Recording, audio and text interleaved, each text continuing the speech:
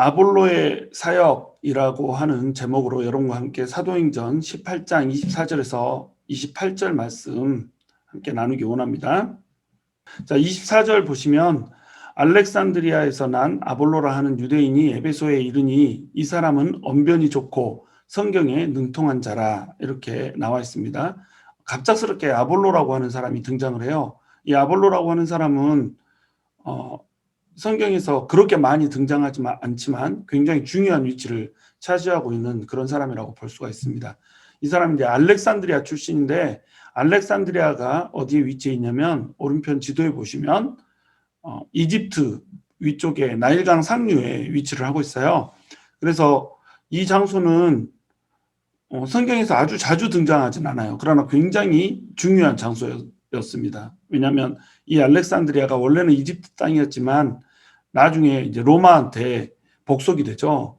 그리고 또 헬라한테도 복속이 되었고, 로마가 헬라를 쳤을 때 헬라 밑으로 복속된 이러한 땅이 바로 알렉산드리아입니다. 알렉산드리아는 나일강 상류에 위치하고 있기 때문에 굉장히 토양이 좋고 이러기도 했지만 가장 유명한 것은 교육의 도시로 유명했어요. 그래서 그리스 로마의 3대 교육 도시를 얘기하라 그러면 알렉산드리아, 아테네, 다소 이렇게 세 군데를 들을 수가 있었던 겁니다. 아테네는 여러분께서도 아시듯이 헬라 철학으로 유명한 거잖아요. 그래서 아덴에 사도 바울이 복음을 전하러 갔던 그 모습을 우리가 발견할 수 있어요. 새로운 것에 굉장히 이제 민감하고 그 새로운 것들을 계속 찾고 싶어서 공부하는 사람이 많고, 에피쿠로스 학파, 스토아 학파, 각종 학파들이 많고, 그러니까 아테네는 교사와 철학자들로 굉장히 넘쳤던 이런 곳이죠. 사상과 철학의 중심지, 이런 곳이 이제 아테네고, 다소는 사도 바울의 고향이잖아요. 그래서 교육열과 교육 환경 이런 것에 굉장히 유명했던 이런 도시입니다. 그러니까 사도 바울이 그렇게 똑똑하고 학문이 능통할 수밖에 없었던 이유, 그 이유는 사도 바울이 다소의 교육열과 교육 환경 가운데서 자라났기 때문이라는 거죠. 그런데 알렉산드리아 역시 만만치 않은 곳이었죠. 각종 방향의 도서관과 대학 건물들이 있었기 때문에 이곳에 없는 책이 없을 정도로 이렇게 많은 지식의 보고들이 있었고, 여기에서 이제 아볼로가 공부를 했기 때문에 많은 학식을 쌓을 수 있었던 그런 곳이 바로 알렉산드리아라고 하는 것입니다. 그래서 성경 구약이 이제 70인역으로 해서 72명의 학자들이 번역을 해놓은 것, 이것이 헬라 성경이잖아요. 그리스어로 구약 성경, 히브리어인 구약 성경을 번역한 것이 70인역인데 이 70인역이 번역된 것도 역시 알렉산드리아였어요.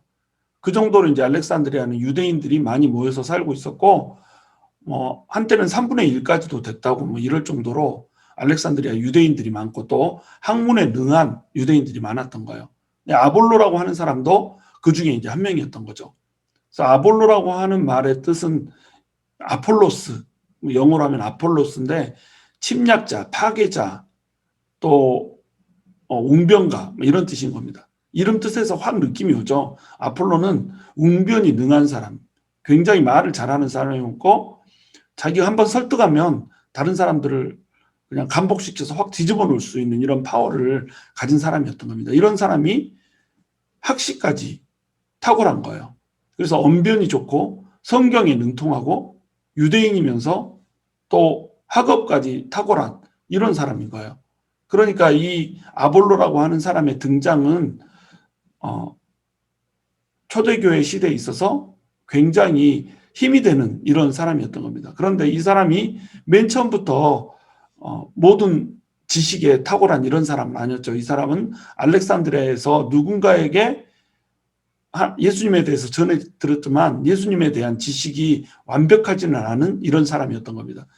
24절 뒷부분 보시면 아볼로라 하는 유대인이 에베소에 왔는데 언변이 좋고 성경이 능통한 자라 이렇게 얘기하고 있잖아요. 에베소에 이 사람이 이르렀어요. 근데 에베소는 어제도 얘기했듯이 굉장히 선교학적으로 중요한 장소라고 그랬죠. 사도 바울이 이 에베소라고 하는 지역을 교두보로 삼아서 선교 전략 지점으로 이렇게 삼고 싶었던 것이 바로 에베소였던 거예요. 소아시아의 수도였고, 소아시아의 수도였으면서 동시에 또 상업과 교역이 풍성한 그런 중심지였기 때문에 이곳을 통하여서 복음을 잡으면, 복음을 전달하면 많은 사람들이 복음을 받아들일 뿐만 아니라 이 복음을 받은 사람이 또 여러 곳으로 흩어지기 때문에 복음의 게이트웨이 같은 이런 장소가 바로 에베소라고 할 수 있었던 겁니다. 그래서 사도 바울이 에베소에 굉장히 많은 열정을 쏟았다고 그랬잖아요. 근데 이 아볼로라고 하는 사람이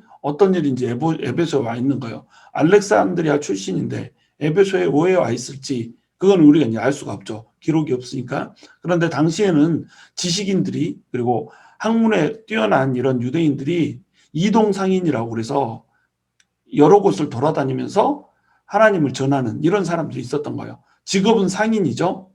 비즈니스맨이에요.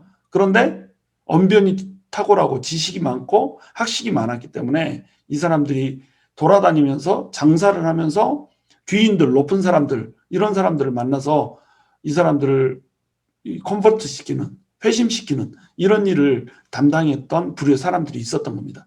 그게 이제 이동상인이라고 부르거든요. 아볼로가 아마도 이 이동상인 중에 한 명이지 않았을까. 그래서 에베소에 와서 복음을 전하고 있지 않았을까. 이렇게 이제 추측을 하는 겁니다. 완벽한 복음은 아니지만 어쨌든 예수님에 대해서 전하고 있으니까. 그런데 이제 이 사람은 굉장히 언변이 좋다라고 얘기하잖아요. 성경에 능통할 뿐만 아니라 말을 잘했거든요. 성경을 많이 안다는 것과 지식이 탁월하다는 것과 말을 잘한다는 건 또 틀린 거예요.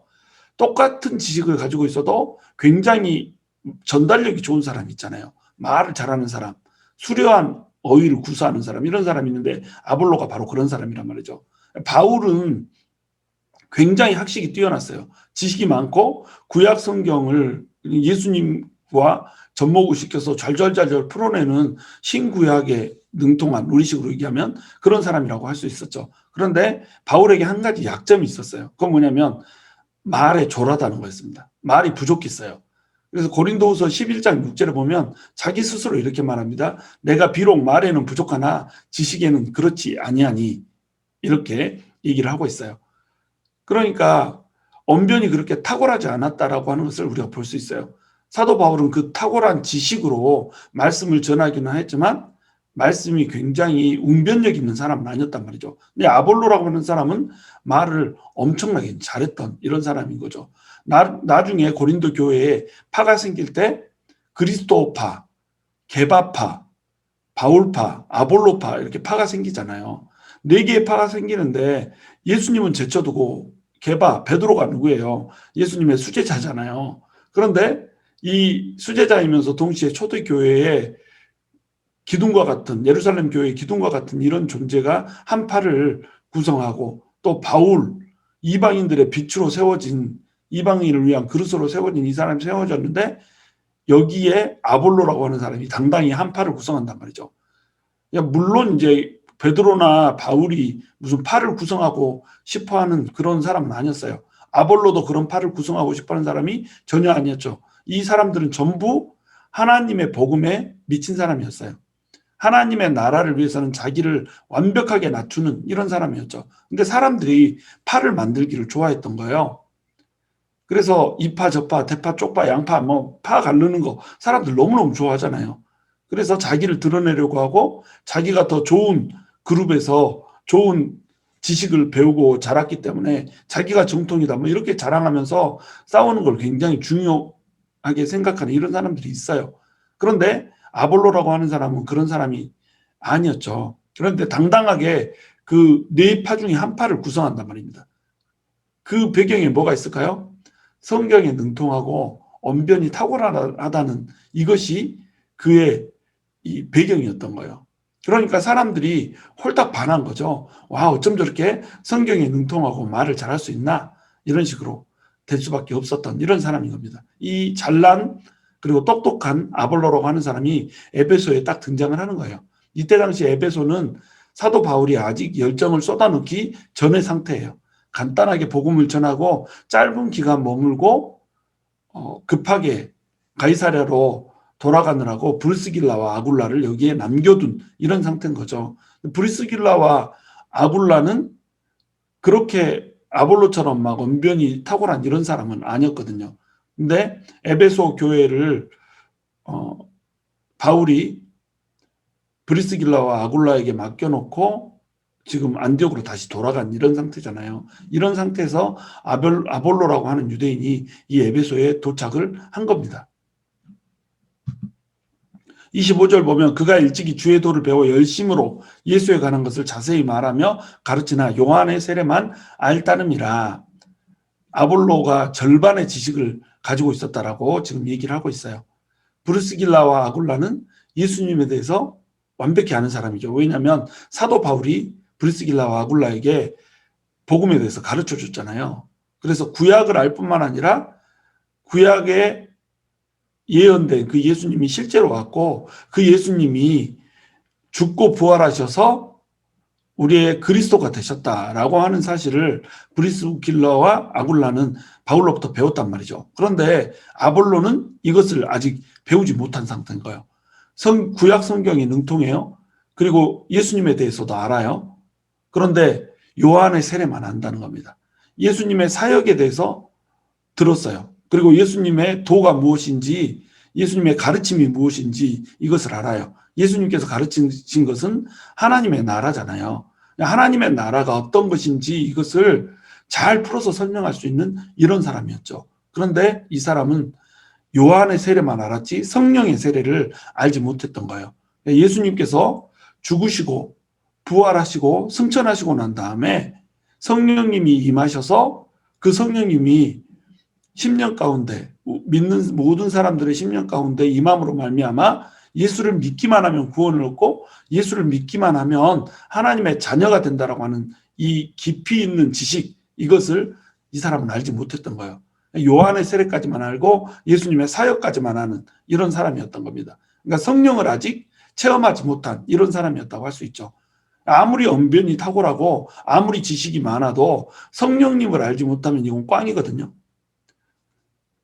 우리 교회에서도 목회자들이 언변이 탁월한 사람들이 많이 있고 정말로 이 뭐 초대교회의 역사, 중세시대의 역사, 뭐 현대교회의 역사, 그 다음에 교리, 너무너무 지식이 탁월한 사람들이 있어요.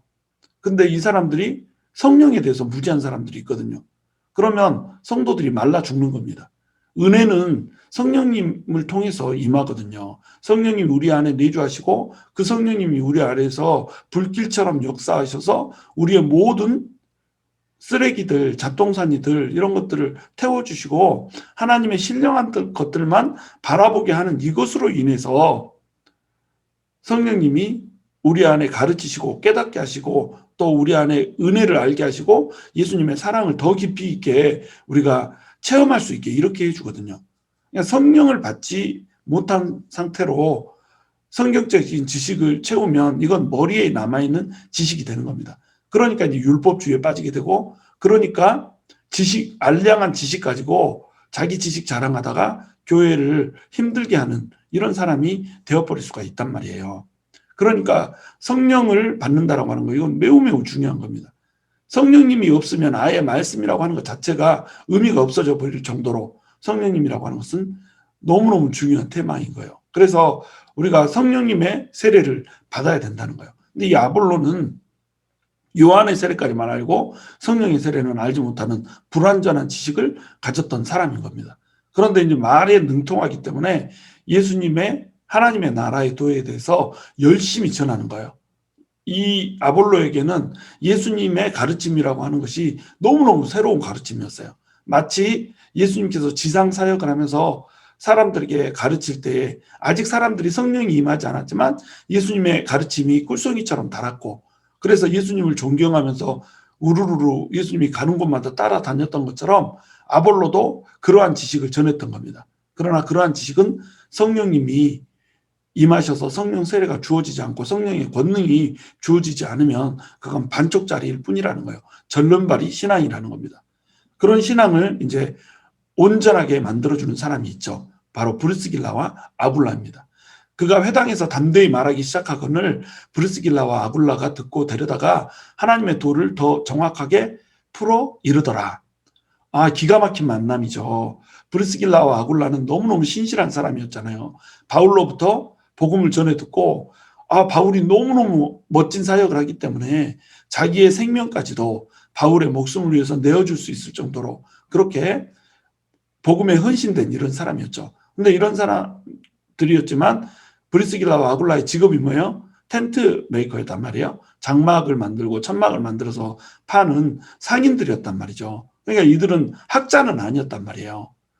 예수님에 대해서 알고 예수님의 복음에 대해서 알고 예수 그리스도의 죽으심과 부활과 성령의 부어주심 이 모든 것들을 알지만 이것들을 멋지게 풀어낼 수 있는 언변과 학식이 이들에게 없었단 말이에요.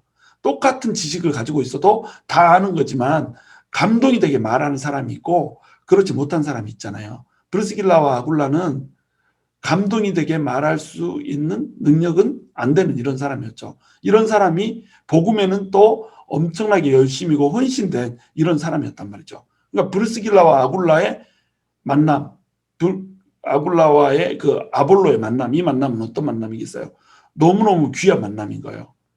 아볼로의 그 탁월한 언변, 이것들을 보고 브리스길라와 아굴라는 홀딱 반했겠죠. 와, 저렇게 말씀을 어쩜 저렇게 사도 바울만큼의 지식은 아니지만 사도 바울보다 말을 더 잘하는 거예요. 그러니까 와, 저 사람이 복음을 진짜로 알면 끝장이다 이렇게 생각을 한 거죠. 그래서 브리스길라와 아굴라가 아볼로를 초대를 한 겁니다.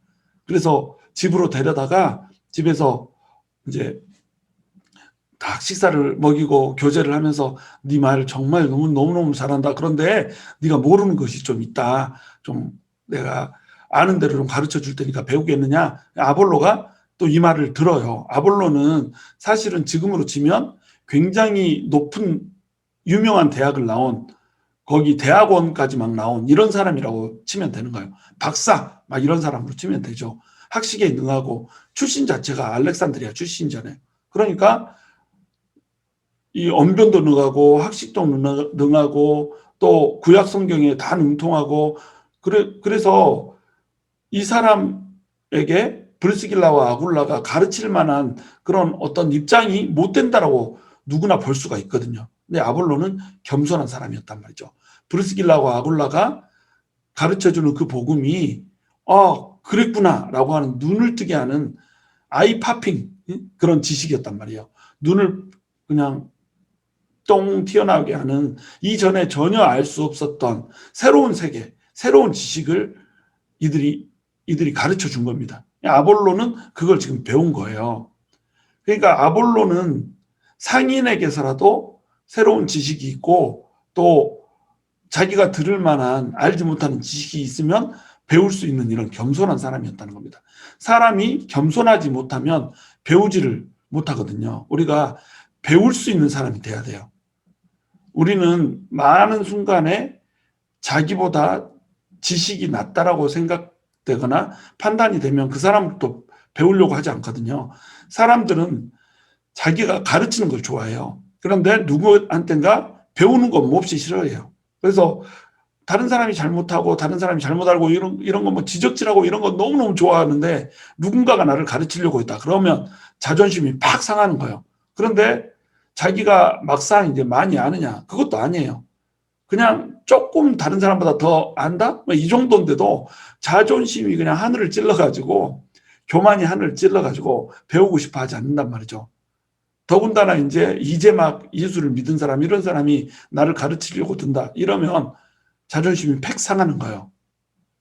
그러면 그 사람이 옳은 소리를 하는데도 내 속으로도 그 사람이 옳은 것 같아.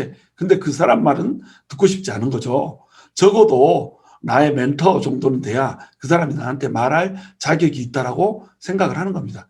이런 사람은 절대 배우지 못하거든요. 사람이 완벽하지 못하기 때문에 지식이 탁월한 사람, 또 많이 아는 사람도 모르는 부분이 있을 수가 있고, 또 하나님의 이 사람은 어디에서나 들을 수 있는 귀가 있어야 된단 말이죠. 귀가 열리지 않은 사람은 절대로 그 마음이 열릴 수가 없어요. 그리고 마음이 열리지 않으면 절대로 자기 자신을 변화시킬 수가 없는 거죠. 때로는 3살짜리 어린아이의 말을 통해서, 때로는 강아지의 짖는 소리를 통하여서도, 때로는 말을 아예 할 수 없는 풀 한 포기 돌멩이 하나를 통해서도 마음을 열어놓고 겸손하고 낮은 마음으로 듣고 배울 수 있는 자세가 되어 있어야 이 사람이 변화될 수가 있거든요. 그런데 그냥 뭐 자기 예를 들어서 자식이나 또는 어린 사람이 막 따지고 얘기하면 그냥 버릇없는 놈 이렇게만 생각한단 말이에요. 한 5살 이 정도만 돼도 자아가 형성돼 가지고 부모한테 따박따박 말대꾸를 하거든요. 그러면 부모한테 따박따박 말대꾸를 하면 부모들은 어떻게 해요? 이런 버르장머리 없는 새끼 어디 아빠한테 막 이렇게 하고, 선생님들도 제자들이 막 대들면 옛날에 선생님들 어떻게 했죠? 어디 선생님한테, 선생님 그림자도 밟지 말라고 그랬는데 막 이런 식으로 얘기를 한단 말이에요. 이러면 배우지를 못한다는 겁니다. 나이가 어려도 지식이 더 떨어져도 초신자여도 나보다 더 옳은 소리를 할 수가 있거든요. 어쩔 때는 더 좋은 깨달음을, 더 좋은 인사이트를 가질 수가 있거든요. 그러면 그 말을 듣고 배울 수가 있어야 된단 말이에요. 오 하면서, 아 그렇구나 하면서, 그래야지 새로운 도를 깨달을 수가 있는 겁니다. 바로 아볼로는 이렇게 겸손한 사람이었단 말이에요. 그래서 아볼로는 브리스길라와 아굴라로부터 새로운 도를 배우고 완벽해질 수가 있었단 말이에요. 그 탁월한 성경 지식에, 탁월한 학식에, 능통한 언변까지 갖춘 아볼로가 될 수가 있었단 말이죠. 아볼로는 알렉산드리아에서 학업을 했기 때문에 성경에만 능통한 게 아니었어요. 알렉산드리아에서 가르치는 각종 세상 학문에도 능통한 사람이었고, 수사학이나 웅변학 이런 것에도 탁월한 사람이었을 거예요. 그러면 이런 것까지 다 탁월한 사람이니까 복음을 전달할 때 얼마나 파워풀하겠어요. 브리스길라와 아굴라가 지식을 가진 것과 아볼로가 지식을 가진 것은 차원이 다르다 이거죠. 그러니까 아볼로를 더욱더 온전하게 해줄 수 있었던 것이 브리스길라와 아굴라였고, 브리스길라와 아굴라가 비록 상인이었지만 아볼로는 학자였음에도 불구하고 자신을 낮추고 이들에게 하나님의 음성을 듣고 하나님의 도를 더 정확하게 알게 될 수 있는 이런 사람으로 될 수가 있었던 겁니다. 27절 보시면 아볼로가 아가야로 건너가고자 함으로 형제들이 그를 격려하며 제자들에게 편지를 써 영접하라 하였더니 그가 감에 은혜로 말미암아 믿은 자들에게 많은 유익을 주니. 자, 아볼로가 아가야로 건너가고자 해요. 그러면 아가야에는 뭐가 있나요? 아가야에 가서 복음을 전한 곳, 이것이 아테네하고 아덴하고 그러니까 고린도 이 두 군데 장소가 있었잖아요. 그 중에 아덴에서는 복음을 전하는데 좀 실패를 했고, 고린도에서 복음의 열매들이 많았죠. 고린도 교회가 세워졌지만 이 고린도에서 교회를 이끌어줄 이런 사역자가 지금 존재하고 있지 않은 상태죠. 더군다나 이 고린도는 굉장히 타락한 땅이었기 때문에 문제가 아주 많은 교회였거든요.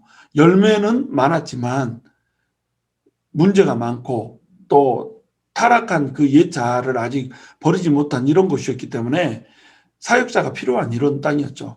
근데 아볼로가 아가야로 건너가겠다고 얘기를 한 거예요. 내가 고린도 교회 가서 한번 섬겨보겠다 이렇게 얘기한 거죠. 브리스길라와 아굴라 입장에서는 어때요? 천군만마를 얻은 거죠. 교회를 그곳에 세웠는데 에베소에서도 교회가 생겼고, 에베소는 자기들이 맡고 있지만 고린도에 가서 누군가 맡아주면 굉장히 이제 도움이 되는 이런 상황인 겁니다. 그래서 아볼로가 그곳에 가겠다라고 얘기할 때 브리스길라와 아굴라가 편지를 써가지고 고린도 교회에 이제 보내는 거예요. 그럼 고린도 교회에 있는 예수님의 제자들이 편지를 받고, 아볼로라고 하는 사람이 오니까 영접해야지 이렇게 하는 겁니다. 아볼로가 이 편지를 들고 가서 이 사람에게 주는 거죠. 그러면 이 사람들이 이 편지를 받고, 이 사람이 아볼로라고 하는 사람이구나, 이 사람이 그 성경에 능통하다고 하는 그 사람이구나라고 그 사람은 이제 받아들일 수가 있는 겁니다. 그래서 아볼로가 이제 그 탁월한 지식 가지고, 탁월한 언변을 가지고 새롭게 깨닫는 하나님의 도를 막 전파를 하는 거예요. 그러니까 은혜로 말미암아서 믿는 자들에게 많은 유익을 줄 수가 있었던 겁니다. 그래서 바울은 고린도전서 3장 6절에서 이렇게 고백을 해요. 나는 심었고 아볼로는 물을 주었으되 오직 하나님께서 자라나게 하셨나니. 자기가 복음의 씨앗을 고린도 교회에 뿌렸죠. 그런데 누가 이곳에 자라날 수 있도록 물을 줬어요? 아볼로가 물을 줬다는 겁니다. 씨앗을 뿌리는 자가 없으면 복음은 싹트지 않아요. 그리고 복음이 싹텄다고 하더라도 여기에 물을 주지 않으면 복음은 성장하지 않습니다. 너무너무 중요한 사실이죠. 근데 이것을 자라나게 하신 분은 누구라는 거예요? 하나님이란 말이죠. 고린도 교회는 아까도 언급했듯이 파가 네 파로 찢어져서 갈라져 있었어요. 어떤 사람은 나는 그리스도파다, 나는 개바파다, 나는 바울파다, 나는 아볼로파다, 이래가지고 사람들 막 우상시하고 이랬거든요. 사람이 물론 소중하죠. 바울이 교회를 개척해 줬으니까 바울이 얼마나 위대해요. 아볼로가 그 탁월한 언변으로 교회를 양육시켜 줬으니까, 그래서 물을 줬으니까 얼마나 탁월해요. 얼마나 위대합니까? 그러나 이들은 아무것도 아니란 말이죠. 사실은 이들은 심고 물을 준 뿐이지 자라나게 하시는 분은 누구라는 거예요? 하나님이란 말이죠. 하나님께서 이것을 자라나게 하지 못하면 싹을 틔울 수도 없고 성장할 수도 없다는 겁니다. 근데 아볼로가 가서 사역을 하니까 이들은 파로 나뉘어가지고 4분의 5를 찢어져서 이렇게 다툼을 했던 거예요. 근데 바울과 아볼로가 다퉜을까요? 바울과 아볼로는 다툰 적이 없어요. 바울은 아볼로를 자기의 동역자라고 굉장히 소중하게 여깁니다. 그러니까 게바도 아볼로도 바울도 서로 다 친하고 서로 귀한 동역자들이고 자기들끼리는 막 이게 존중해주고 아껴주고 막 이러는데 그 사람들 밑에 파가 갈려져 있는 거예요. 아볼로 바울은 파를 나눈 적이 없는데, 파를 심은 적이 없는데 그 밑에 있는 사람들은 나는 양파, 나는 쪽파, 나는 대파 이러고 있다는 겁니다.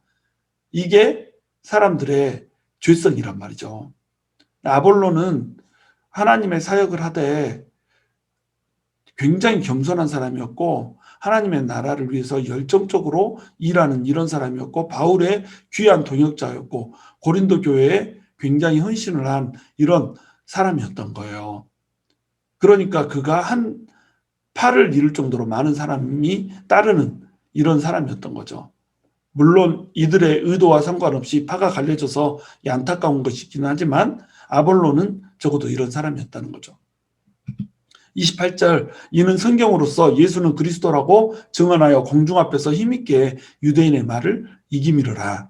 고린도 교회에 유대인들이 들어와서 막 방해를 하고 뭐 율법을 지켜야 되네, 또 할례를 받아야 되네, 이런 도전들을 막 했겠죠. 우리의 전통을 지켜야 되네, 우리의 또 율법대로 행하지 않으면 이방인들은 절대로 구원을 받을 수 없네, 이랬을 거예요. 그런데 성경을 가지고 예수는 그리스도라고 하는 것을 증언하여서 공중에서 힘있게 유대인들의 말들을 이기면서 은혜로 많은 사람들에게 유익을 끼치는 이런 사역을 아볼로가 해냈던 겁니다. 자, 이제 말씀 정리합니다. 여러분, 아볼로라고 하는 사람에게서 여러분 무엇을 배우십니까? 아볼로라고 하는 사람은 겸손의 사람이었어요. 누구의 말이라도 들을 수 있는 겸손의 사람이었고 자기를 철저히 낮추고 자기가 배울 수 있는 어떠한 지식이 있는 사람이 있다면 그것을 누구에게든 들을 수 있는 이런 사람이었어요. 그리고 자기가 가진 재능을 썩혀두지 않고 마음껏 그 재능을 활용하는 사람이었어요. 자기가 가지고 있는 지식 가지고 충분히 돈벌이 하면서 살 수 있잖아요. 근데 이 사람은 그것을 돈벌이 하면서 사는 것이 아니라 예수님을 온전히 알기 전부터 힘있게 예수님에 대해서 전하는 이런 일을 하는 사람이었다는 거죠. 그리고 예수님을 정확히 이제 알고 나서부터는 자원하여서 고린도 교회에 가서 그 힘든 교회, 문제 많고 탈 많은 교회에서 사역을 하면서 많은 사람들을 양육해내고 또 많은 사람들에게 유익을 끼친 이런 그리스도인이었단 말이에요. 우리도 아볼로와 같은 사람이 되었으면 좋겠어요. 자신을 철저히 낮출 수 있는 사람이 돼야 돼요. 자기가 높아져 있는 사람이 되면 절대로 변화될 수가 없습니다. 근데 우리 사실 가진 거 없잖아요. 아볼로처럼 바울처럼 엄청난 학식을 가진 거 아니잖아요. 또 무슨 문벌이 타고난 사람도 아니고 또 힘을 엄청나게 가진 사람도 아니고 또 우리가 돈을 막 뭐 재벌 수준으로 가지고 있는 것도 아니잖아요. 우리 잘난 것이 아무것도 없어요. 우리가 내세울 만한 것이 사실은 아무것도 없는 겁니다. 그런데 고만고만한 그 도토리들끼리 우리 키재기 하느라고 잘난 체 하느라고 배움을 얻지 못하고 오히려 가르침을 받을 만한 이런 상황에서도 누군가가 나를 가르친다라고 하는 사실, 누군가가 나보다 더 많이 안다라고 하는 사실, 누군가가 나보다 더 거룩하다고 하는 사실, 경건하다고 하는 사실, 이런 사실 때문에 자존심 상해가지고 마음이 상하고 심령이 뒤틀어져서 심사가 뒤틀어져서 팩팩거리고 뭐 이러면 안 된다는 거죠. 내가 더 기능적으로 뭔가를 잘하기 때문에, 내가 또 뭔가 더 많이 일하고 더 많이 섬기기 때문에, 이런 것 때문에 다른 사람을 무시하고 배우려고 하는 태도가 되어 있지 않으면 이 사람은 영적으로 절대 성숙할 수 없다는 겁니다. 자신을 완벽하게 낮춰야 돼요.